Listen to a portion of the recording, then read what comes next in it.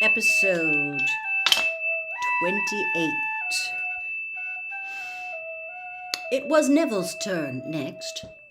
This was a very uncomfortable 10 minutes, for Neville's parents, well-known horrors, had been tortured into insanity by Bellatrix Lestrange and a couple of Death Eater cronies. At the end of Neville's interview, Harry had the impression that Slughorn was reserving judgment on Neville, yet to see whether he had any of his parents' flair. "And now," said Slughorn, shifting massively in his seat, with the air of a compere introducing his star act, "Harry Potter, where to begin? I feel I barely scratched the surface when we met over the summer." He contemplated Harry for a moment, as though he was a particularly large and succulent piece of pheasant, then said, "The chosen one, they're calling you now." Harry said nothing. Belby, McLaggen, and Zabini were all staring at him. "Of course," said Slughorn, watching Harry closely, "there have been rumours for years. I remember when, after that terrible night, Lily, James, and you survived, and the word was that you must have powers beyond the ordinary." Zabini gave a tiny little cough that was clearly supposed to indicate amused skepticism. An angry voice burst out from behind Slughorn. "Yeah, Zabini, because you're so talented at posing." "Oh dear," chuckled Slughorn comfortably, looking around at Ginny, who was glaring at Zabini around Slughorn's great belly. "You want to be careful, Blaze.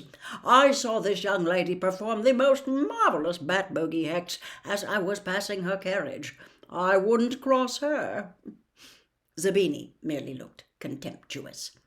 "Anyway," said Slughorn, turning back to Harry, "such rumours this summer. Of course one doesn't know what to believe. The prophet has been known to print inaccuracies, make mistakes, but there seems little doubt, given the number of witnesses, that there was quite a disturbance at the ministry, and that you were in the thick of it all." Harry, who could not see any way out of this without flatly lying, nodded, but still said nothing. Slughorn beamed at him. "So modest, so modest. No wonder Dumbledore is so fond. You were there, then? But the rest of the stories, so sensational, of course. One doesn't know quite what to believe. This fabled prophecy, for instance." "We never heard a prophecy," said Neville, turning geranium pink as he said it. "That's right," said Ginny staunchly. "Neville and I were both there too, and all this chosen one rubbish is just the prophet making things up as usual." "You were both there too, were you?" said Slughorn with great interest, looking from Ginny to Neville, but both of them sat clam-like before his encouraging smile. "Yes. Well, it is true that the prophet often exaggerates, of course," Slughorn said, sounding a little disappointed. "I remember Dick Gwennig telling me, Gwennig Jones, I mean, of course, captain of the Holyhead Harpies." He meandered off into a long-winded reminiscence, but Harry had the distinct impression that Slughorn had not finished with him, that he had not been convinced by Neville and Ginny. The afternoon wore on with more anecdotes about illustrious wizards Slughorn had taught, all of whom had been delighted to join what he called the Slug Club at Hogwarts. Harry could not wait to leave, but couldn't see how to do so politely. Finally, the train emerged from yet another long, misty stretch into a red sunset, and Slughorn looked around, blinking in the twilight. "Good gracious, it's getting dark already. I didn't notice that they'd lit the lamps. You'd better go and change into your robes, all of you. McLaggen, you must drop by and borrow that book on Nogtails. Harry, Blaze, any time you're passing. Same goes for you, miss," he twinkled at Ginny. "Well, off you go, off you go." As he pushed past Harry into the darkening corridor, Zabini shot him a filthy look that Harry returned with interest. He, Ginny, and Neville followed Zabini back along the train. "I'm glad that's over," muttered Neville. "Strange man, isn't he?" "Yeah, he is a bit," said Harry, his eyes on Zabini. "How come you ended up in there, Ginny?" "He saw me heck Zacharias Smith," said Ginny. "You remember that idiot from Hufflepuff who was in the DA? He kept on asking about what happened at the ministry, and in the end he annoyed me so much I hexed him. When Slughorn came in, I thought I was going to get detention, but he just thought it was a really good hex and invited me to lunch. Mad, eh?" "Better reason for inviting someone than because their mother's famous," said Harry, scowling at the back of Zabini's head. "Or because their uncle—" But he broke off. An idea had just occurred to him, a reckless but potentially wonderful idea.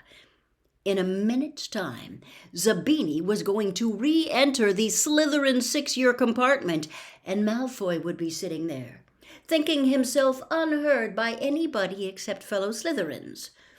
If Harry could only enter unseen behind him, what might he not see or hear? True, there was little of the journey left. Hogsmeade Station had to be less than half an hour away, judging by the wildness of the scenery flashing by the windows.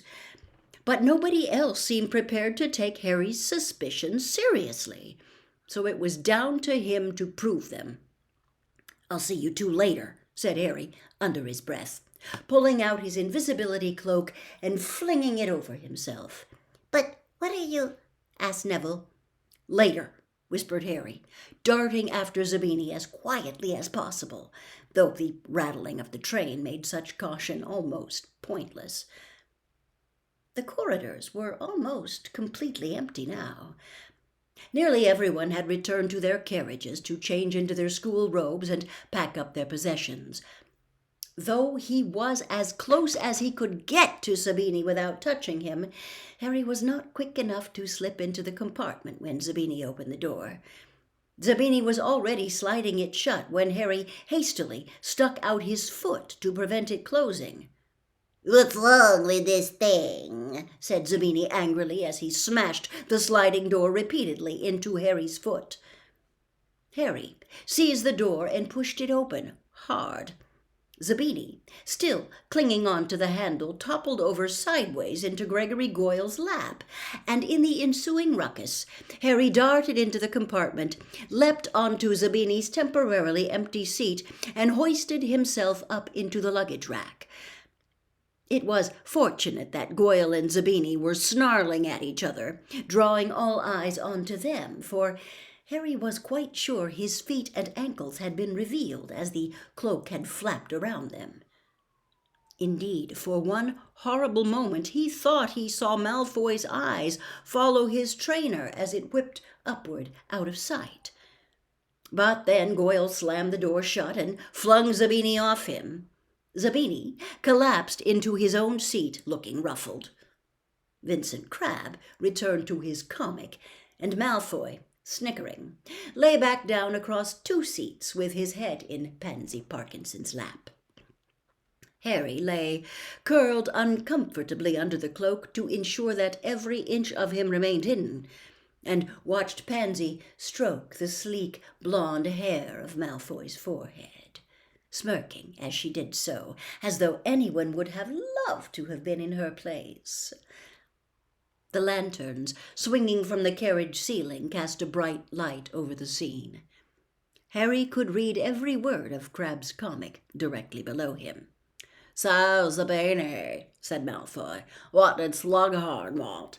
"Just trying to make up to well-connected people," said Zabini, who was still glowering at Goyle. "Not that he managed to find many." This information did not seem to please Malfoy. "Who else had he invited?" he demanded. "McLaggen from Gryffindor," said Zabini.